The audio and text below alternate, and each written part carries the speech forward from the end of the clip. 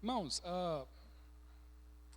vamos abrir nossas Bíblias em Lucas, Evangelho de Lucas. Um dos textos que leremos hoje será esse, Lucas capítulo 6. Lucas 6.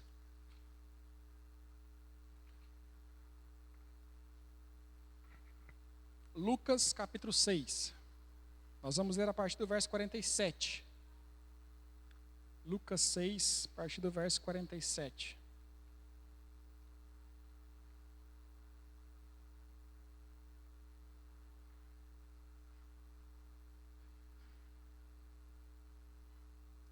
Evangelho de Lucas, capítulo 6, a partir do verso 47. Amém? Acompanhe comigo o que diz aí, verso 47. Jesus dizendo, tá, irmãos? Eu mostrarei com quem se compara aquele que vem a mim, ouve as minhas palavras e as pratica. É como um homem que, ao construir uma casa, cavou o fundo e colocou os alicerces na rocha. Quando veio a inundação, a torrente deu contra aquela casa, mas não a conseguiu abalar, porque estava bem construída. Mas aquele que ouve as minhas palavras e não as pratica, é como um homem que construiu uma casa sobre o chão, sem alicerces. No momento em que a torrente deu contra aquela casa, a sua destruição foi completa. Amém? Vamos orar? Feche os seus olhos. Pai, continue falando aos nossos corações agora, através da ministração da Tua palavra, que ela seja viva e eficaz na minha vida e na vida dos irmãos aqui presentes, na vida dos irmãos que estão acompanhando em casa. Esteja com todos nós. Esteja com todos nós, ó Pai. Remova dos nossos corações, da nossa mente, todo e qualquer tipo de distração, que possamos estar agora voltados aos ensinamentos bíblicos da Tua palavra. A oração que fazemos é o nome de Jesus. Amém. Amém, irmãos. Irmãos, eu gosto bastante desse texto que nós acabamos de ler. É um dos trechos dos ensinamentos de Jesus que eu gosto e sou bastante apegado a ele. Por quê? Porque existe uma lógica muito precisa nas coisas que Jesus escreve. Né? Existe uma lógica, uma sequência de fatos e que são muito precisos e quando a gente para analisar, né, de uma maneira um pouquinho mais perceptiva, né, quando fazemos uma leitura um pouquinho mais detalhada, a gente descobre algumas coisas que são extremamente relevantes para a nossa vida. Extremamente relevantes. Jesus fala de duas pessoas. Né? Duas pessoas. E cada uma dessas pessoas constrói uma casa. Não é isso? Duas pessoas construindo cada um a sua casa. E Jesus compara essas duas pessoas a dois tipos de crentes. Dois tipos de crentes. O primeiro homem, o primeiro construtor, a primeira pessoa, ele constrói uma casa e ao construir essa casa, ele cava profundamente procurando o quê? Rocha. Para quê? Para fazer um bom alicerce. Para fazer um bom alicerce. Encontrando a rocha, ele constrói esse alicerce e sobre esse alicerce firme na rocha, ele edifica a sua casa. É o primeiro homem. E a esse Jesus compara ao crente que ouve a palavra de Deus e o que? Pratica. Vive. Ele ouve o que a Bíblia ensina, ele ouve o que Jesus ensina, ele ouve os ensinamentos da palavra de Deus e escolhe praticar. Esse é o homem que constrói a casa sobre a rocha. E o segundo homem, ele não é tão preocupado assim com as coisas. Ele resolve construir uma casa e simplesmente começa a edificar essa casa ali sobre a terra mesmo, sem a cautela, sem o cuidado de cavar, de procurar uma rocha, de edificar a sua casa sobre uma estrutura resistente. Esse homem, imprudente, negligente, insensato, é comparado àquele que ouve a palavra de Deus, escuta os ensinamentos da Bíblia Sagrada, mas escolhe o quê? Não praticar. Não praticar. E é agora que eu acho que o texto começa a se tornar assim, encantador, né? Ele me prende a partir daí. Sabe por quê? Porque o mesmo problema chegou para os dois. Não sei se vocês perceberam. O mesmo problema chegou para os dois homens. O mesmo. Eles foram atingidos pelo mesmo problema. Outro detalhe importante no texto. O problema não surgiu durante a construção. Repararam isso?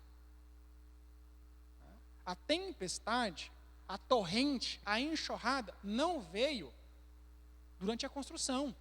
Não foi quando eles estavam construindo a casa que a chuva veio. Foi depois que estava tudo pronto. Foi depois que eles já estavam dentro de casa, já estavam morando na casa. Já estavam morando na casa há algum tempo. E a chuva veio. A chuva veio. O primeiro homem, o que procurou, cavou profundo, achou a rocha, construiu a casa firme sobre a rocha, tinha a confiança, a segurança e a sensação de estar protegido dentro da casa. Por quê? Porque ele sabia que havia sido construída sobre a rocha. Um firme alicerce. O segundo, um pouquinho diferente. Ele estava dentro da casa que ele havia construído, só que com a falsa sensação de segurança. Ele se sentia seguro? Sim. Podia? Podia não. Não poderia. Não poderia estar descansando com tanta tranquilidade num dia de tempestade dentro de uma casa que foi construída simplesmente sobre o pó da terra. Dois homens com a mesma ideia, com modos diferentes de operar, foram atingidos pela mesma dificuldade, pelo mesmo problema, e colheram resultados extremamente diferentes. Jesus diz que o que construiu a casa sobre a rocha, com alicerce firme, continuou tranquilo. A chuva veio, a enxurrada passou, a torrente passou, e a casa ficou lá, ó, joinha, nem goteira deu. Agora o que construiu a casa, simplesmente sobre a terra, o que Jesus diz aí no finalzinho do capítulo, do versículo 49? A sua destruição foi o quê? Completa. Completa. Não rachou uma parede, não derrubou uma viga, levou tudo. Levou tudo. A destruição foi completa. Acabou. Acabou. Acabou.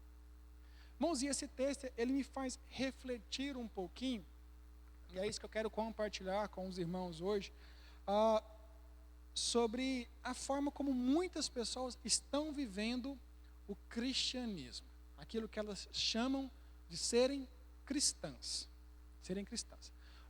O homem insensato, ele ouvia. Ele ouvia. Jesus compara ele a uma pessoa que ouve. Não é uma pessoa que ignora ouvir, não. Jesus não está falando de uma pessoa completamente alheia à palavra de Deus. Não é desse que Jesus está falando. Ele está falando de alguém que está ouvindo. Que se preocupa em ir ouvir. Mas a preocupação dele é limitada a isso. A ouvir. A ouvir. Por quê? Porque no seu entendimento, no seu modo de pensar, ouvir é o suficiente. Ele se sente seguro apenas ouvindo. Ele se sente confortável apenas ouvindo. E isso é um perigo muito grande para a vida do crente. Muito grande. E infelizmente temos um grupo grande de pessoas nos nossos dias, de o que muitos chamam de cristãos modernos, e eu não vejo mérito algum nisso. Existe uma leva de pessoas que acham que estarem dentro de uma igreja, sentados, ouvindo um pastor pregar, é o suficiente. Que acham que ou ligar o rádio e ouvir uma palavra que é ministrada por um pastor no rádio, ou em um programa de TV, é o suficiente. Não basta. Não basta. É essa mesma falsa segurança, essa falsa sensação de segurança, do homem que estava dentro da casa que foi construída sobre o alicerce, sem alicerce, aliás, sobre a terra.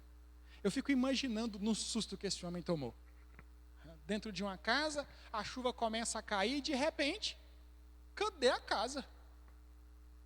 Cadê a casa? O desespero. Primeiro pensamento, mas o que é que aconteceu? O que é que aconteceu? O que acontece, irmãos, é que nós, muitas vezes,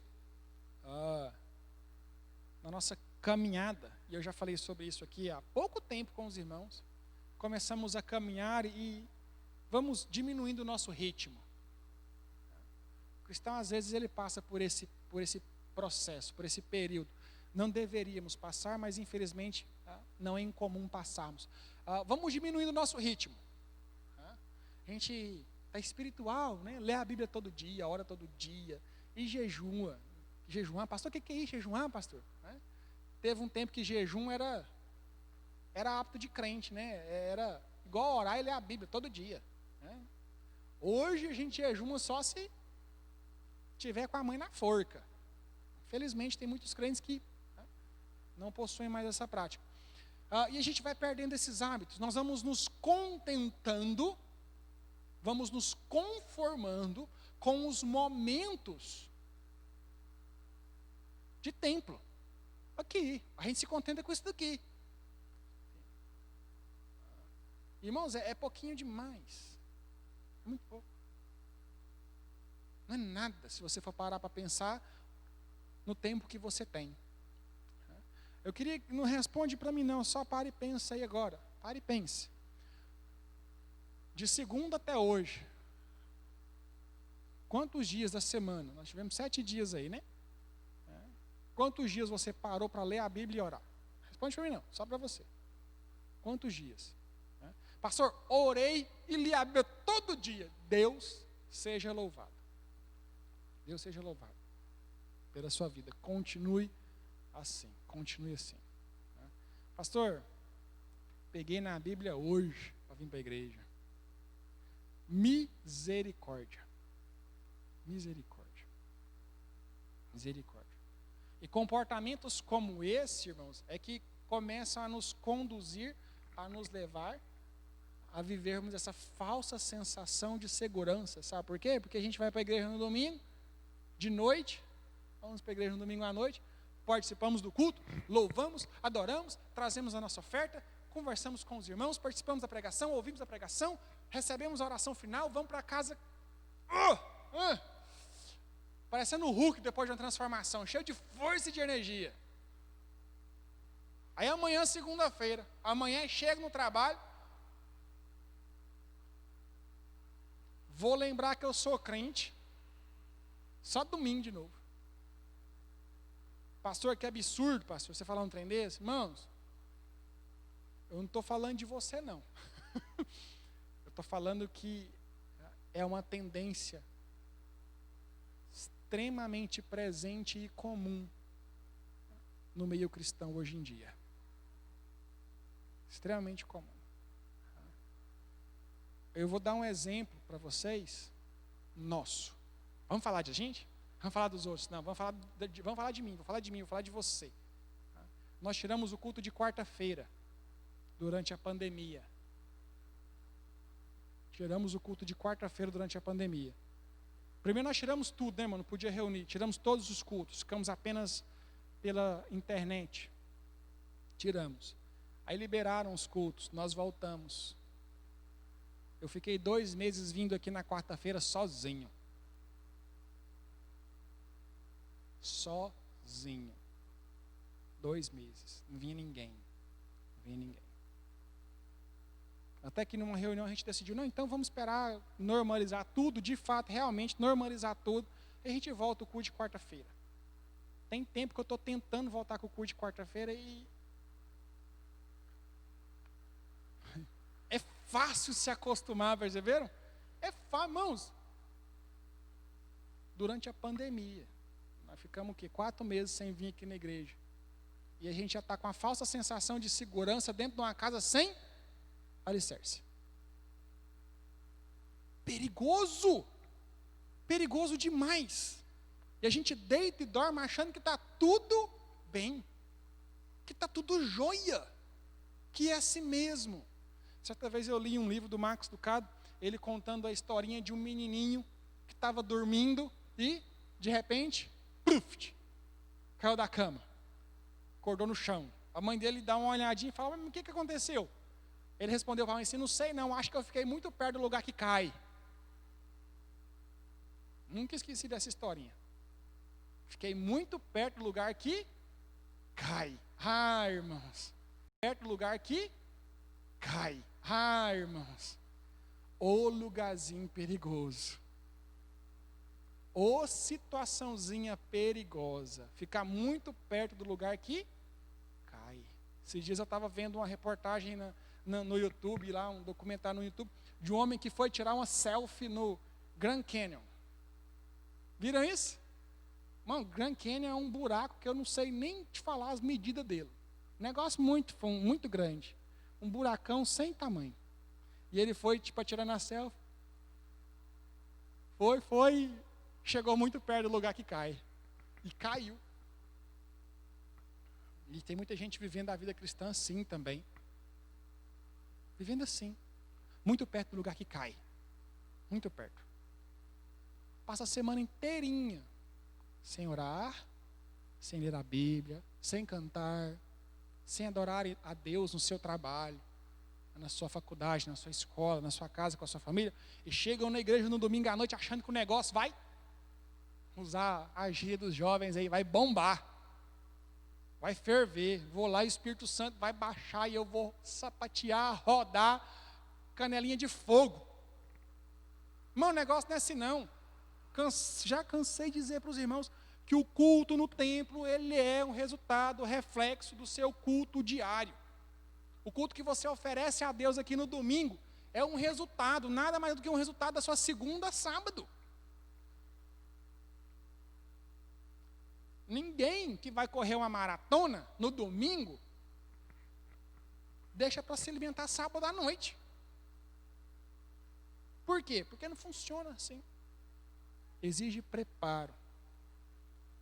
A vida cristã ela é assim. A vida cristã ela é assim.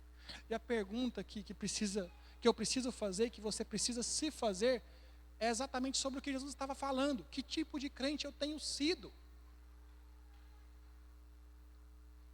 Eu tenho sido o crente que tem ouvido e praticado? Ou eu tenho sido o crente que ouve e acha que ouvir é o suficiente, é o bastante, já basta? Precisamos tomar cuidado com isso. Muito cuidado, muito cuidado. Eu separei uns pontos aqui em outros textos que eu quero ler com os irmãos, de coisas que nós podemos fazer quando percebemos que estamos seguindo por esse caminho perigoso, arriscado, de nos conformarmos com o ouvir. Nos conformarmos com o ouvir. Alguém aqui assistiu o filme dos Vingadores? Alguém já assistiu o filme dos Vingadores? Para quem já assistiu, acompanhou todos os filmes dos Vingadores, tem um dos filmes, deve ser uns 5 ou 6, sei lá quantos, né? Tem um dos filmes em que o Hulk se recusa a se tornar Hulk. Ele é o Hulk, mas ele não quer mais se transformar no Hulk. Não dá. Ele fica meio contrariado. Ele não quer mais. Como que é o nome dele? Sem ser Hulk? Bruce. O Bruce não quer mais virar Hulk.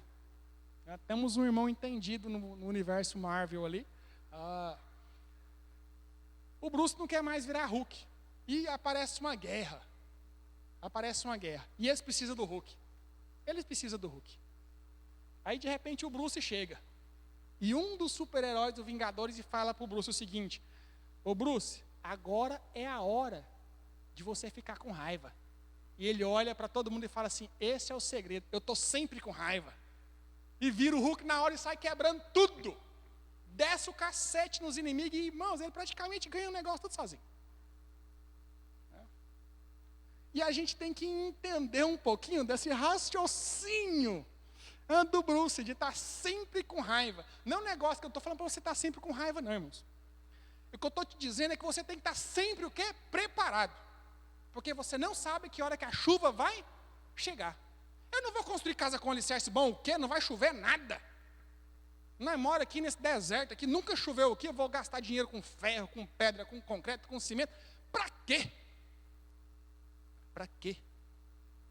A ideia é que você precisa estar o quê? Preparado. Irmãos, o mundo jaz no maligno. Esse negócio aqui é do Satanás, irmão. Não conforma com esse negócio aqui, não. A gente está aqui é de passagem.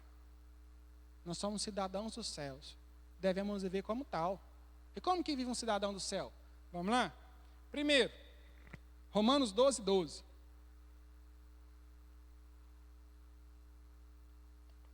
Romanos 12, 12. Diz o seguinte: alegrem-se na esperança, sejam pacientes na tribulação, e o quê? Perseverem no quê? Oração. É só para orar? É para orar de vez em quando? Só no domingo? Só na quarta-feira? Então é só na sexta que é culto de oração. É? Não. Perseverar na oração. É a primeira coisa que o crente precisa ter em mente. Irmãos, crente que é crente persevera na oração. Ora todo dia, o tempo todo, orar sem cessar. Como é que você quer estar espiritual, cheio do Espírito Santo, cheio da unção, preparado para virar o Hulk espiritual na hora que precisar, se você não ora? Como? Aí o vizinho fica endemoniado, pega o telefone e liga para o pastor. Aí o pastor vai falar: irmão, cadê o Hulk que mora em você?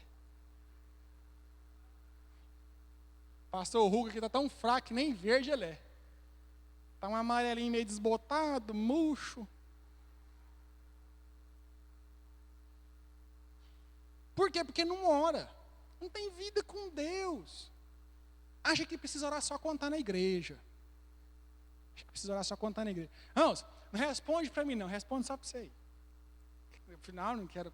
A intenção aqui não é constranger ninguém, é de crescermos juntos, né? Amadurecermos espiritualmente juntos, progredirmos juntos. Quem aqui, responda para você, só para você, somente para você, quem aqui já parou para orar, falou assim: hoje eu estou espiritual, vou orar de joelho.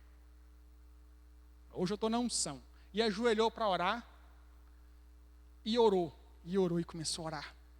Na unção, no fervor, e orou. Falou assim: já deu umas meia hora, acho que tá bom, né? Mais tarde eu oro mais. Meia hora é o suficiente. Aí você falou: em nome de Jesus, amém. Levantou, olhou no relógio, tinha passado 5 minutos. Mas 5 minutos? Parece que eu orei meia hora. Nossa, mas o trem não rende. Trem custoso orar. Não rende. Deixa eu te contar aqui o que é a oração. A oração é nada mais do que conversar com Deus. É você parar para falar com Deus. Seja de joelhos, de pé, sentado, lavando a sua louça, lavando o seu carro. Quando você está orando, você está falando com Deus. E sabe o que é o bacana de falar? É que quando você fala com alguém que você ama, que você gosta de falar, você não vê o tempo passar. Ei, irmão. Visita que a gente gosta, chega na casa da gente, a gente conversa. Nossa, Deus, já é 6 horas da tarde, tem que ir embora. Nossa, 6 horas, misericórdia, esqueci o menino na escola. Vamos lá buscar. Por quê? Porque você sente prazer em conversar e tal, e o tempo não passa. Você conversa, o tempo não passa. Não passa. E quando você vai se despedir, o que a gente fala? Depois a gente terminou assunto. Irmão, está conversando desde as 6 horas da manhã, já é 6 horas da tarde, fala tchau e o assunto não acabou. Depois não conversa. E quando a gente vai falar com Deus, nossa Deus, o que está acontecendo, pastor? Paro para orar, fica agoniado, querendo terminar, querendo acabar logo. Assim como muitas outras coisas na nossa vida, irmãos, relacionamentos saudáveis, íntimos e duradouros, eles são desenvolvidos. Sabia disso? A gente desenvolve. A pessoa que hoje você sente prazer em sentar com ela e conversar 12 horas seguidas, e depois, na hora de despedir, falar, depois a gente termina um assunto, um dia você não teve assunto para conversar com ela 20 minutos. Foi ou não foi? Os relacionamentos são assim. Você conhece uma pessoa e o seu assunto com ela é meio limitado, né? Você não tem muito assunto. Você conversa, depois você volta outro dia, conversa. Aí termina já, está quente hoje, né? Solzão. Por quê? Quando entra clima no assunto é porque acabou o assunto, né? Só que na oração não tem como. Ô, Senhor, mas está quente hoje, né? Não dá. Não cabe esse argumento. É desenvolvermos. Quanto mais você falar com Deus, mais você vai querer falar. Quanto mais você orar, mais você vai querer orar. Mais você vai sentir prazer em orar. E vai chegar um momento em que você vai estar fazendo exatamente a mesma coisa que você faz com aquele amigo ou com aquele parente que você ama tanto. Você vai terminar de orar e falar, Senhor, depois eu volto para a gente terminar o assunto, porque eu tenho que buscar o menino na escola. E se eu orar dirigindo, eu distraio e passo em cima de um monte de gente. Precisa ser assim. Perseverar em oração. Isso é construir uma casa com o alicerce sobre a rocha. Orar, orar. Continuando. Tiago 1:25. Tiago 1:25 diz o seguinte: mas o homem que observa atentamente a lei perfeita, que traz a liberdade e persevera na prática dessa lei, não esquecendo o que ouviu, mas praticando, será feliz naquilo que fizer. Estudar a Bíblia. Irmão, crente precisa estudar a Bíblia. Ter o hábito de estudar. Estudar, irmãos. Eu disse aqui agora há pouco, que existem muitas pessoas que elas só leem a Bíblia quando estão na igreja. Só quando está na igreja. É um problema.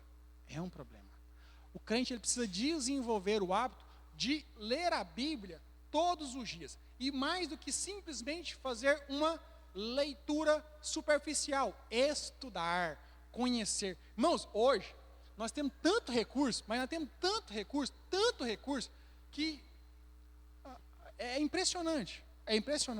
Eu me lembro que quando eu comecei a fazer seminário, e olha que não tem tanto tempo assim, se a gente quisesse uma Bíblia um pouquinho mais elaborada, que tivesse algum comentário, que fosse uma Bíblia de estudos, a gente precisava ir na biblioteca do seminário. Porque das duas, uma.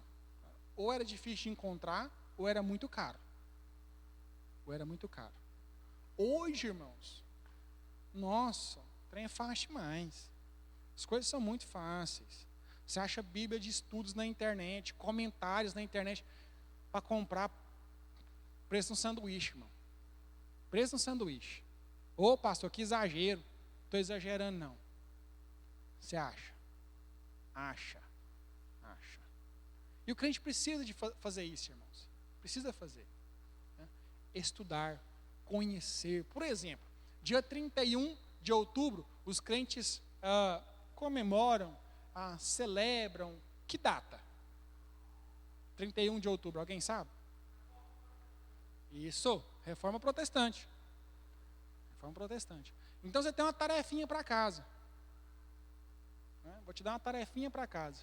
Essa semana você vai estudar, não ler, estudar sobre os 5 solas da Reforma Protestante.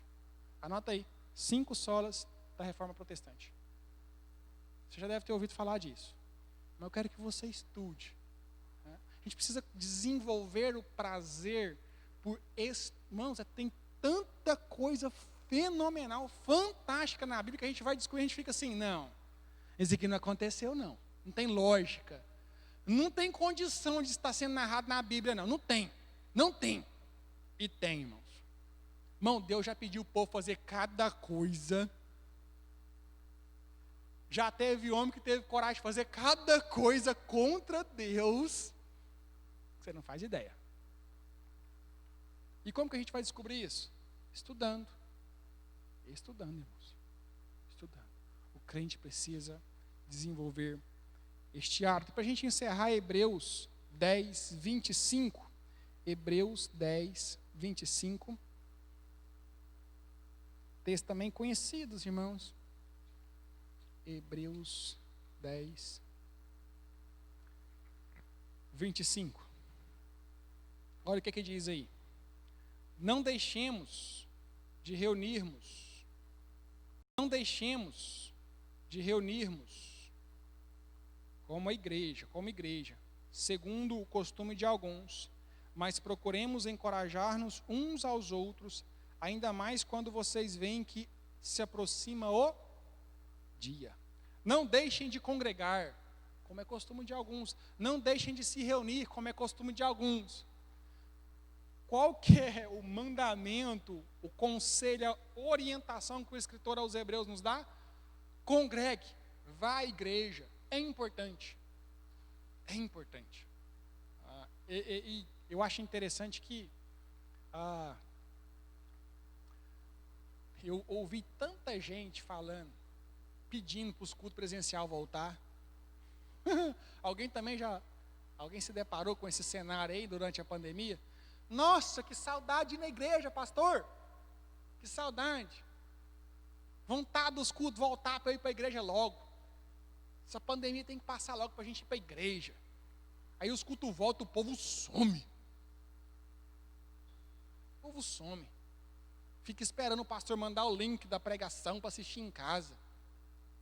Descobriram que o sofá é bem mais fofinho que os bancos da igreja. A Bíblia nos manda que precisamos congregar. A gente precisa sentir falta disso, de estar junto. A comunhão faz bem, nos faz crescer.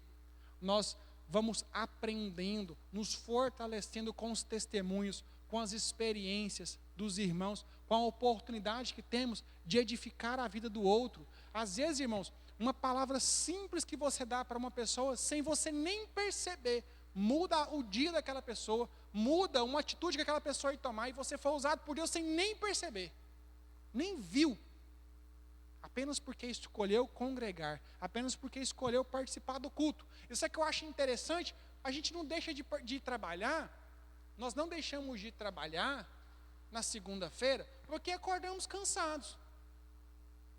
Nós não deixamos de trabalhar na segunda-feira porque acordamos indispostos. Eu não deixo de trabalhar na segunda-feira porque fui dormir 3 horas da manhã cuidando de menino. Mas quando o assunto é o meu compromisso com Deus, eu não perdoo, irmão. Meta a foice e corto lá no pé. Não penso 2 vezes antes de sacrificar o meu dia a dia, a igreja congregar. O que acontece, irmãos? Que prioridade é essa? Que prioridade é essa, irmãos? Aí eu fico pensando nessas pessoas, Jesus voltando e olhando, tadinha, está dormindo, né? Passou a noite tomando conta do neném. Né?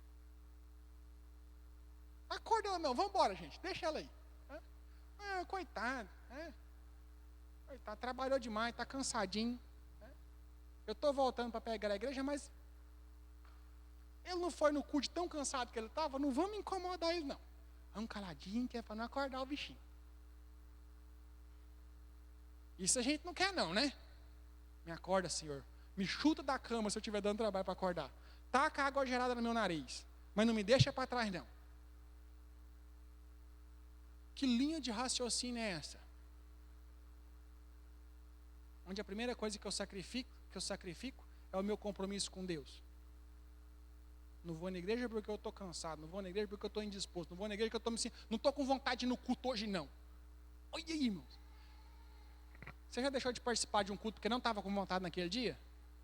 Já? Não, eu não estou com vontade na igreja não, vou ficar quieto aqui em casa. Alguém aqui já fez isso? Deixa eu te contar um segredo. Você fez a vontade de Satanás. Porque quem põe a vontade de vir na igreja no nosso coração? É Deus, irmãos. Se a vontade de vir na igreja vem de Deus, a vontade de boicotar o culto vem de onde? De Deus? Vocês acham que é Deus? Não, tadinha, hoje eu vou... uma pitadinha ali de ausência de culto na vida dele. Irmãos, o dia que você não está com vontade de ir na igreja, é aí que você tem que ir. Porque eu não quero fazer a vontade do Satanás, não vou dar esse gostinho para ele. Não vou.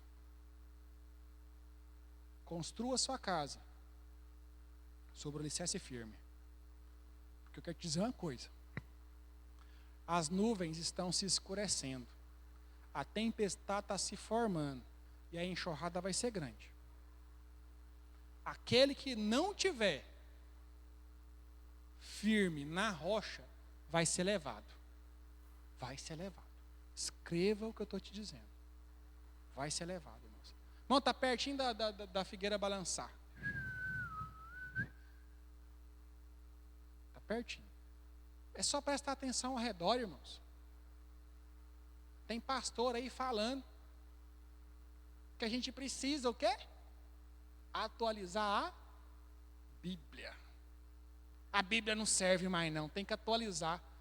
Fazer uma atualização da Bíblia, porque ela não é mais suficiente. A Bíblia foi escrita tantos anos atrás, não dá mais para a gente viver só com ela, está errado. Uma misericórdia. Isso está acontecendo ao nosso redor. E o pensamento de muitos, isso é normal, pastor. É assim mesmo. Quem pensa assim, está pertinho do lugar que cai. Abra o olho, irmãos. A tempestade está se formando. Está se formando. E a chuva vai passar onde nós estamos. Ela vai passar. Vai passar. Só vai continuar de pé aquele que ouve e pratica. Vamos ficar de pé, eu quero orar com você.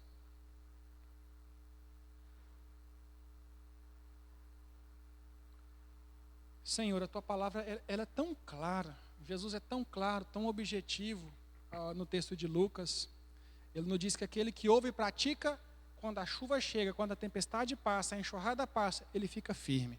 Por quê? Porque ouviu a tua palavra e escolheu viver, escolheu praticar.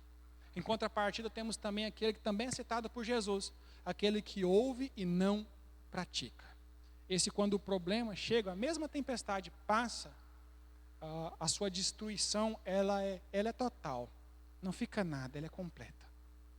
Pai, nós sabemos que, infelizmente, temos vivido dias em que as pessoas estão se contentando, se conformando com um evangelho superficial, raso, estão se conformando apenas em ouvirem. E esse ouvir tem gerado nessas pessoas uma falsa sensação de segurança. Mal sabem eles de que a tua palavra nos diz que estão muito próximos do lugar onde se cai.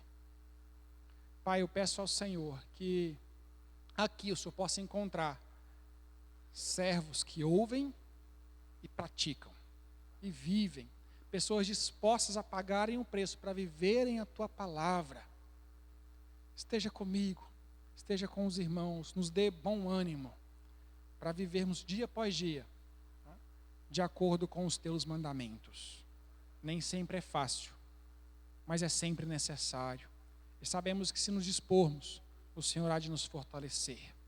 Peço a Ti que nos dê uma semana abençoada, uma semana feliz, uma semana agradável. Coloco diante do Senhor cada família aqui representada, cada lar aqui representado. Peço a Ti que os abençoe, que os guarde do mal. Derrame a Tua paz sobre cada família aqui representada, a paz que excede todo o entendimento, ó Pai. Livra cada família aqui representada, livra as pessoas que estão assistindo a essa pregação nos seus lares agora, das ciladas do inimigo. Que possamos todos nós, dia após dia, vivermos dentro da Tua palavra, segundo a Tua vontade. Nos ajude, ó Pai, nos ajude. Que possamos, a todo tempo, refletirmos a boa luz que vem do Senhor sobre as nossas vidas. Oramos graças por tudo aquilo que o Senhor tem nos feito.